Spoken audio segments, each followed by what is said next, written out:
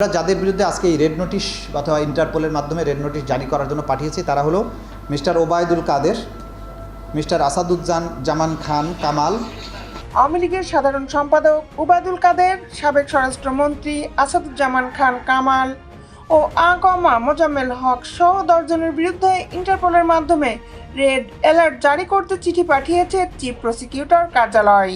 আমরা চাই যাদের কারণে এটা হয়েছে, যারা মাস্টার মাইন্ড এবং যারা একেবারেই সরাসরি সম্পৃক্ত, এদেরকেই বিচার করতে।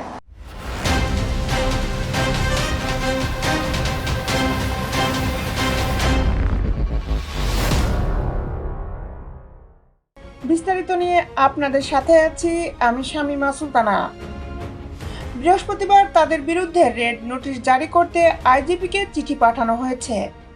অন্য আসামিরা হলেন ডক্টর হাসান মাহমুদ, জাহাঙ্গীর কবির নানক, ব্যারিস্টার শেখ ফজলে নূর তাপস, মহিবুল হাসান চৌধুরী নওফেল, নজরুল হামিদ দীপু, মোহাম্মদ আলী আরাফাত ও মেজর জেনারেল তারেক আহমেদ সিদ্দিকী।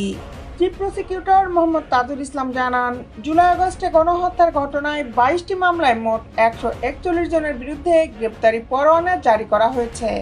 অনুযায়ী আমাদের বিচার প্রক্রিয়াকে স্মুথ করার জন্য যে সমস্ত জায়গায় নেসেসারি অ্যামেন্ডমেন্ট দরকার সেগুলোকে একসাথে আইডেন্টিফাই করে এর মধ্যে 54 জন আসামি গ্রেপ্তার হয়েছেন, 87 জন পলাতক রয়েছেন।